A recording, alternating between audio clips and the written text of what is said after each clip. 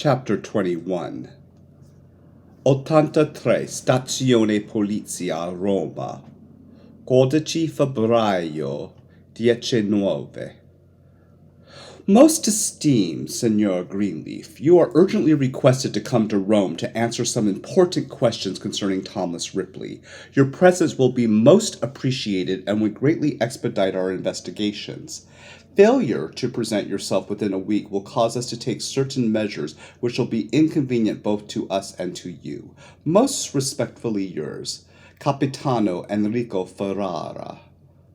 So they were still looking for Tom, but maybe it meant that something had happened on the Miles case too, Tom thought. The Italians didn't summon an American in words like these. The last paragraph was a plain threat, and of course they knew about the forged check by now. He stood with the letter in his hand, looking blankly around the room.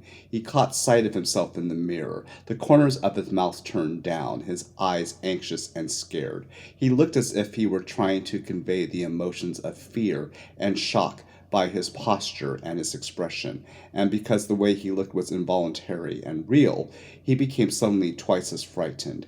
He folded the letter and pocketed it, then took it out of his pocket and tore it to bits. He began to pack rapidly, snatched his robe and pajamas from the bathroom door, throwing his toilet articles into the leather kit with Dickie's initials that Marge had given him for Christmas. He stopped suddenly. He had to get rid of Dickie's belongings, all of them, here and now. Should he throw them overboard on the way back to Naples? The question didn't answer itself, but he suddenly knew what he had to do. What he was going to do when he got back to Italy. He would not go anywhere near Rome. He could go straight up to Milan or Turin, or maybe somewhere near Venice, and buy a car second-hand with a lot of mileage on it. He'd say he'd been roaming around Italy for the last 2 or 3 months. He hadn't heard anything about the search for Thomas Ripley. Thomas Ripley. He went on packing. This was the end of Dickie Greenleaf, he knew. He hated becoming Thomas Ripley again, hated being nobody, hated putting on his old set of habits again, and feeling that people looked down on him and were bored with him unless he put on an act for them like a clown, feeling incompetent and incapable of doing anything with himself except entertaining people for minutes at a time. He hated going back to himself, as he would have hated putting on a shabby suit of clothes, a grease-spotted, unimpressed suit of clothes that had not been very good even when it was new. His tears fell on Dickie's blue and white striped shirt that lay uppermost in the suitcase. Starched and clean and still as new, looking as when he had first taken it out of Dickie's drawer in Mongebello.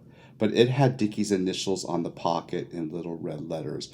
As he packed, he began to reckon up definitely the things of Dickie's that he could still keep because they had no initials, or because no one would remember that they were Dickie's and not his own, except maybe Marge would remember a few, like the new blue leather address book that Dickie had written only a couple of addresses in, and that Marge had very likely given to him, but he wasn't planning on seeing Marge ever again.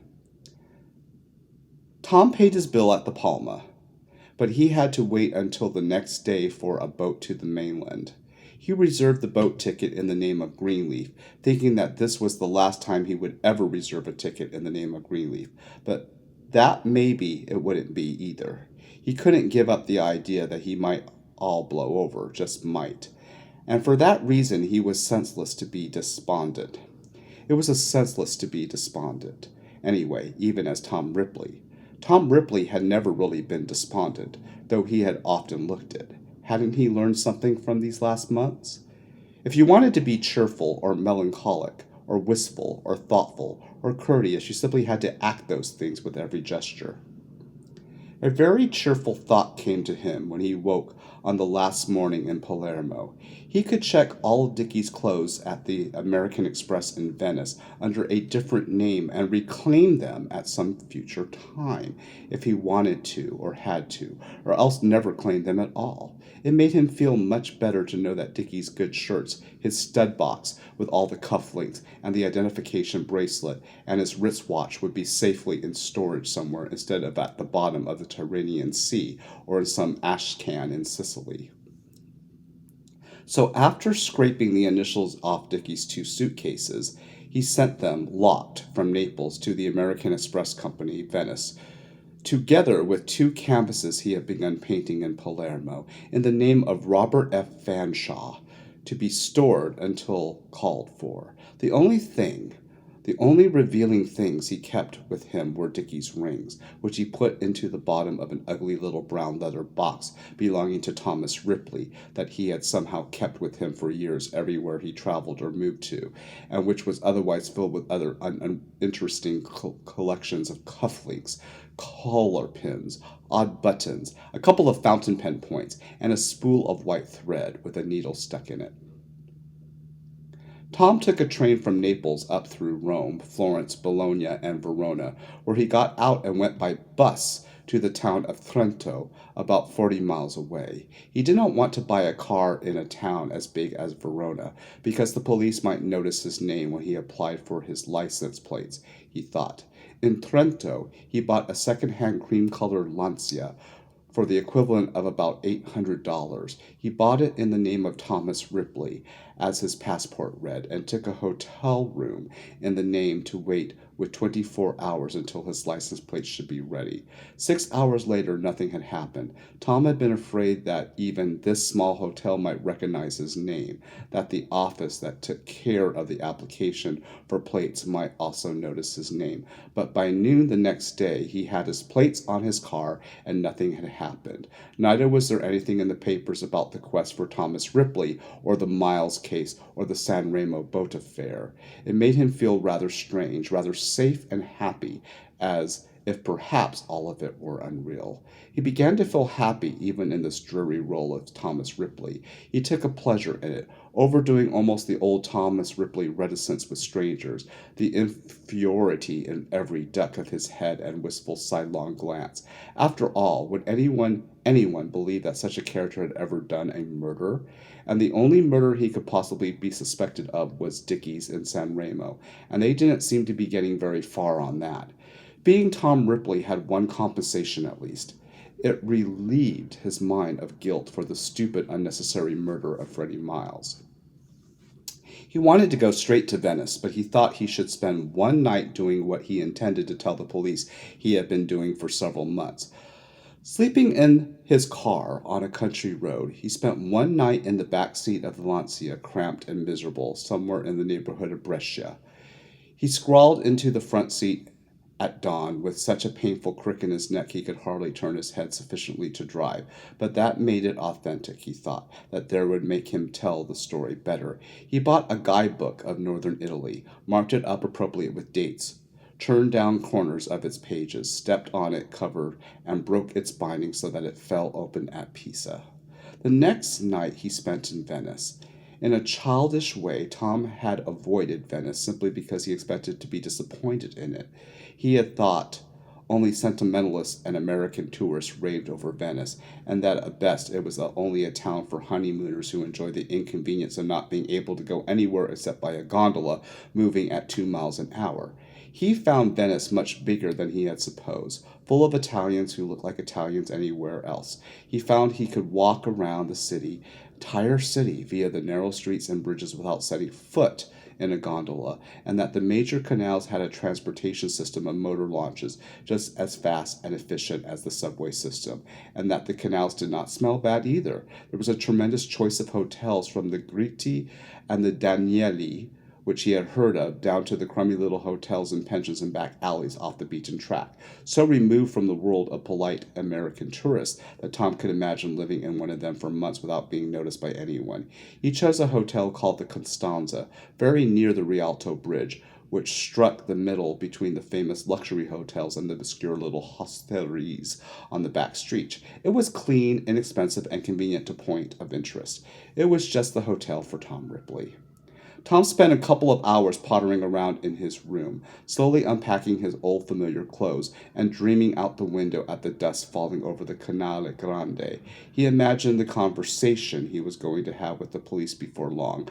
Why, I haven't had any idea. I saw him in Rome. If you're any doubt of that, you can verify it with Miss Marjorie Sherwood. Of course I'm Tom Ripley. He would give a laugh. I can't understand what all the fuss is about. San Remo? Yes, I remember. We brought the boat back after an hour. Yes, I came back to Rome after Montebello, but I didn't stay more than a couple of nights. I've been roaming around the north of Italy. I'm afraid I haven't any idea where he is, but I saw him about 3 weeks ago. Tom got up from the windowsill smiling, changed his shirt and tie for the evening, and went out to find a pleasant restaurant for dinner. A good restaurant, he thought. Tom Ripley could treat himself to something expensive for once. His billfold was so full of long 10 and 20,000 lire notes it wouldn't bend. He had cashed $1,000 worth of traveler's checks in Dickie's name before he left Palermo. He bought 2 evening newspapers, tucked them under his arm, and walked on, over a little arched bridge through a long street hardly 6 feet wide, full of leather shops and men's shirt shops, past windows glittering with jeweled boxes that spilled out necklaces and rings like the boxes Tom had always imagined the treasures spilled out of fairy tales. He liked the fact that Venice had no cars. It made the city human. The streets were like veins, he thought, and the people were the blood circulating everywhere. He took another street back and crossed the great quadrangle of San Marcos for the second time. Pigeons everywhere, in the air, in the light of shops. Even at night, pigeons walked along under people's feet like sightseers themselves in their own hometown. The chairs and tables at the cafes spread across the arcade into the plaza itself, so that the people and the pigeons had to look for little aisles through them to get by.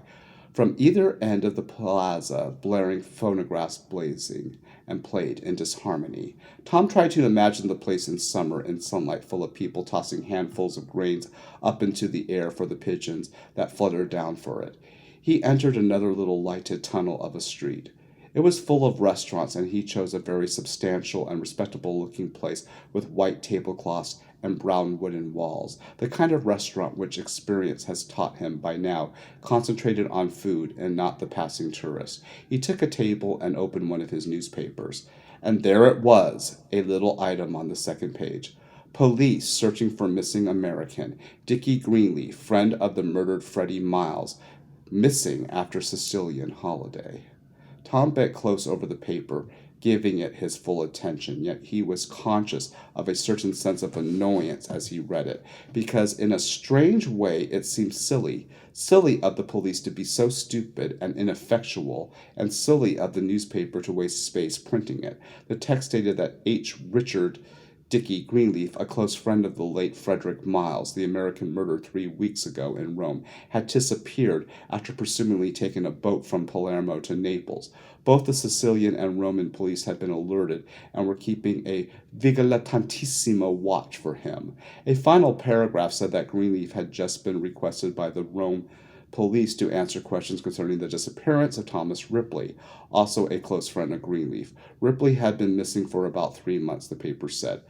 Tom put the paper down, unconsciously feigning the astonishment that anybody might feel on reading in a newspaper that he was missing, that he did not notice the waiter try to handle him the menu until the menu touched his hand. This was the time, he thought, when he ought to go straight to the police and present himself, if they had nothing against him. And what could they have asked Tom Ripley? They wouldn't likely check as to when he had bought the car. The newspaper item was quite a relief to him, because it meant that the police really had not picked up his name at the Bureau of Automobile Registration in Trento. He ate his meal slowly and with pleasure, ordering an espresso afterwards, and smoked a couple of cigarettes as he thumbed through his guidebook on northern Italy. By then he had had some different thoughts. For example, why should he have seen an item this small in the newspaper? And as it was only one newspaper, no, he ought to be present himself until he had seen 2 or 3 such lines, or one big one that would logically catch his attention. They probably would come out with the big item before long. When a few days passed and Dickie Greenleaf still had not appeared, they would begin to suspect that he was hiding away because he had killed Freddie Miles and possibly Tom Ripley too. Marge might have told the police she spoke with Tom Ripley 2 weeks ago in Rome, but the police hadn't seen him yet. He leafed through the guidebooks, letting his eye run over the colorless prose and statistics while he did some more thinking. He thought of Marge, who was probably winding up her house in Montebello now, packing for America. She seemed in the papers about Dickie being missing, and Marge would blame him. Tom knew. She'd write to Dickie's father and say that Tom Ripley was a vile influence. At very least, Mr. Greenleaf might decide to come over. What a pity he couldn't present himself as Tom Ripley and quietly then down about that, then present himself as Dickie Greenleaf, hale and hearty, and clear up the little mystery too. He might play up Tom a little more, he thought. He could stoop a little more. He could be shyer than ever. He could even wear horn-rimmed glasses and hold his mouth in an even sadder, droopier manner to contrast with Dickie's tenseness. Because some of the police he might talk to might be the ones who have seen him as Dickie Greenleaf. What was the name of the one in Rome? Rovesini? Tom decided to rinse his hair again in a strong solution of henna so that it would look even darker than his normal hair. He looked through all the papers a third time for anything about the Miles case. Nothing.